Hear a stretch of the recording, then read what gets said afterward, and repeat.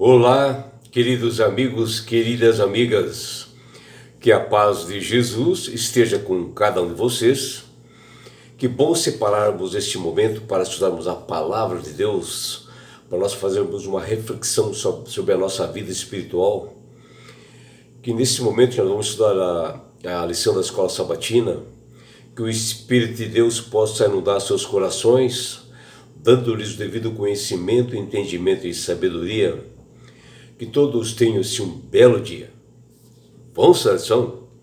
E hoje, quarta-feira, 1º de julho de 2026, a lição 1 desse novo trimestre, que é julho, agosto, setembro, hoje ela tem como título Muita Gente Nesta Cidade. O apóstolo Paulo, embora ele fosse o melhor pregador, que é considerado de todas as épocas, e que ele apareceu na história, né, do mundo como um dos melhores, tanto na sua época como hoje, e se tornou assim, um dos maiores missionários do cristianismo primitivo, né? Ele era um modelo assim, de discipulado. E ali nas Sagradas Escrituras nós temos assim, um belo testemunho dele, quando ele sempre pregou a salvação através da cruz do Calvário, né? A sua mensagem sempre foi essa, e só pela graça ele mencionava que as pessoas eram salvas, né?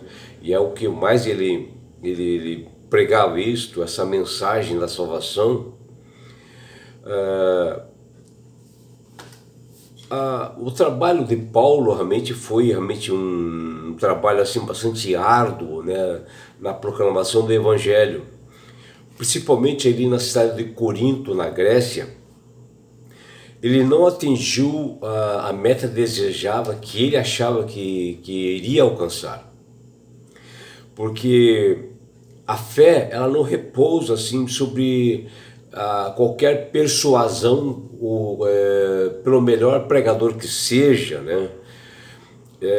Mas sim, as pessoas são alcançadas pela obra de Deus, tocadas no coração de cada uma delas, através do poder do Espírito Santo, e assim elas aceitam ou não aceitam a Jesus como Salvador e Senhor de suas vidas. E Corinto era uma cidade assim que ela era muito idólatra, né, com muita promiscuidade, um local difícil realmente de pregar o evangelho. Era uma cidade com bastante gente, né, que era onde tinha assim, tinha 2 portos assim, importantes na época, e pessoas vinham assim, de todos os lugares, né, de todos os tipos, raças assim, de pessoas, para um grande comércio que tinha ali, né? Porém, no geral, eles serviam muitos deuses assim, e existia uma promiscuidade muito grande ali. Mas era um local assim, de pessoas bastante estudadas, cultas, né? Que abraçavam assim, filosofias estranhas assim. E foi o caso assim, de Corinto, né? Que era assim, que a maioria não aceitou o verdadeiro evangelho, devido realmente à depravação que eles se encontravam, né? E Paulo enfrentou ali uma oposição muito forte, rígida ali naquela cidade de Corinto, e houve uma rejeição da mensagem da cruz por várias pessoas, principalmente pelos intelectuais, né, e alguns líderes religiosos. O enraizamento assim, da cultura pagã ali na igreja de Corinto é o que preocupava realmente o apóstolo Paulo, né? Porque a igreja em si, esses novos conversos, né, pessoas assim que eram recentemente adentraram a igreja, elas trouxeram todos essa parte assim de idolatria também para dentro da igreja, né? E dificultou o trabalho do espiritual do apóstolo Paulo, né? E o trabalho do Paulo, assim, que foi ali feito ali entre judeus ali em Corinto, ele não foi tão frutífero em decorrência disto, né? Quando, quando ele almejava alcançar mais pessoas, era o desejo dele. E o apóstolo Paulo, além de mais, também ele enfrentou, sim, hostilidade ali, ódio de algumas pessoas. E eles se opuseram e blasfemaram contra Paulo em todos os lugares que ele passava. Está lá em Atos 18:6.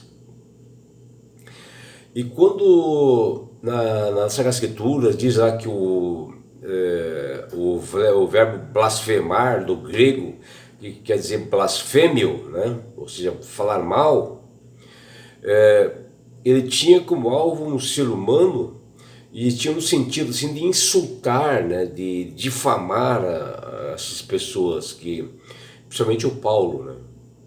Ou seja, assim, em outras palavras, eles tentaram manchar a reputação do apóstolo Paulo e impedir que seus esforços missionários alcançassem outras pessoas. Mas, felizmente, o trabalho de Paulo, mesmo diante dessas adversidades, de aflições, de oposições, naquela sinagoga, não foi em vão, né?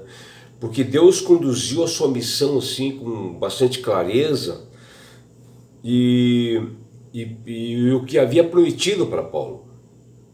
Porque o próprio Deus diz na sua palavra, diz que a minha palavra não voltará para mim vazia, que está lá em Isaías 55:11. E assim, para a surpresa de muitas pessoas, um homem chamado Crispo, né, que era o chefe da sinagoga, e toda a sua família creram na mensagem da cruz, creram e colocaram a Jesus como Salvador de sua vida e seguiram realmente essa verdade, e eles foram batizados, está lá em Atos 18:8. E não foram apenas eles, né? Outras pessoas também, muitos dos coríntios ouvindo, creram e foram batizados também, que está lá em Atos 18:8. E provavelmente, né, eles foram influenciados pelo testemunho desse mesmo Crispo, né, que Paulo passou a verdade para ele. No livro de Atos, capítulo 18, versículos 9 até 10, nós vimos assim uma reação de Paulo diante dos desafios ali em Corinto, né? A reação de um ser humano comum, né? Porque o apóstolo Paulo, diante dos problemas apresentados ali na igreja de Corinto, das dificuldades de uns cristãos de se relacionar um com os outros, né? Tinha líder querendo status, e havia uma competição entre eles, né? Em coisas intelectuais, né? E às vezes até coisa exagerada na parte intelectual. Havia um partidarismo, prostituição ali dentro, né? E o apóstolo sentiu-se frustrado por não conseguir resolver todos os problemas e desafios daquela igreja, sendo vários acontecimentos, né? Que ele, Paulo, foi ferido nessas lutas para ele proclamar o evangelho, no seu trabalho, no seu labor, ali na igreja de Corinto. E ele precisava muito mais do que palavras humanas. Ele precisava de algo sobrenatural para que ele pudesse se fortalecer na fé, para que ele pudesse ter forças, né? E de fato aconteceu, né? E quando ele estava assim de noite, assim, na sua casa, quando ele parecia que se tornava o seu coração em trevas, insuportável, ele estava assim meio abatido, e eis que uma grande luz divinal tomou conta daquele lugar, uma voz doce e familiar invadiu todo o seu ser, que foi a voz de Jesus, né, dando força para ele, né? E Paulo recebeu com grande encorajamento essa visão noturna. né? Porque ele falou com o próprio Deus. Ele falou com o próprio Cristo, o mesmo que no passado havia feito ele cair assim, quando ele estava perseguindo os cristãos, e que a partir daquele momento ele ouviu a voz de Jesus que fala: Paulo, Saulo, Saulo, Saulo, por que me persegues? E agora novamente a mesma voz do próprio Cristo lhe apareceu com palavras que lembraram Isaías 41:10, que diz lá: não tema, porque eu estou com você. O apóstolo admitiu que esteve em Corinto em fraqueza, em temor, em dificuldades, e grande temor, está em 1 Coríntios 2:3. E ele teve também de deixar ali Bereia e seguir lá para Atenas por causa da ferrenha perseguição e oposição que ele encontrou até na igreja. E talvez ele imaginasse que ali em Corinto iria acontecer a mesma coisa, né? Mais um fracasso para ele, mais um motivo dele se preocupar. Mas dessa vez foi diferente.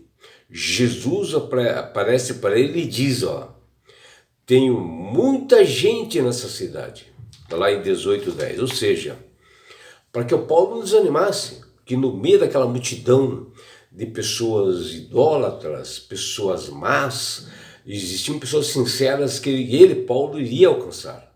Ou seja, Jesus estava fortalecendo ele, que o trabalho dele não estava sendo em vão. Porque não é a quantidade, é a qualidade de pessoas que são sinceras em servir a Jesus. E Paulo foi esse instrumento para levar essas pessoas às boas novas e principalmente para a salvação. E foi isso que aconteceu.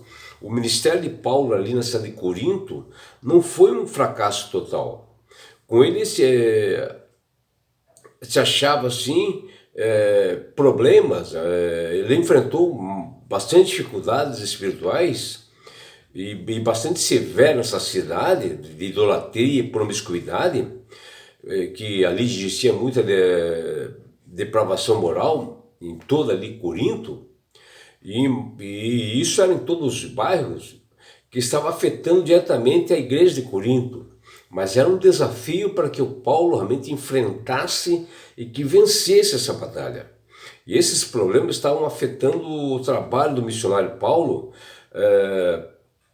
porque ali havia uma rejeição da mensagem da cruz por pessoas cultas e intelectuais de dentro da igreja.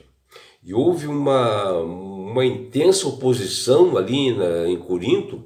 O evangelho confrontou diretamente com o paganismo, a idolatria e a imoralidade, e Paulo teve que focar a sua mensagem nos gentios, né?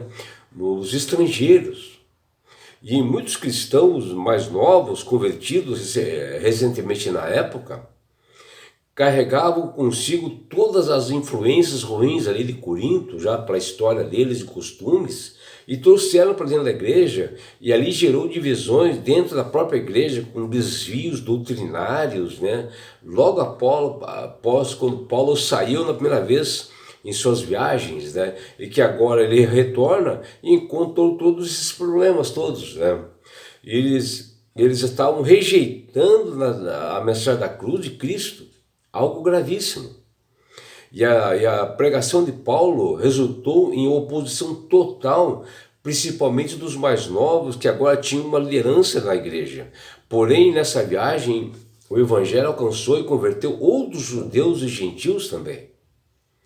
A pregação de Paulo focada em Cristo, e este Cristo crucificado, é considerada uma loucura pela mentalidade dos intelectuais de Corinto, na época, o que dificultava o crescimento da fé genuína.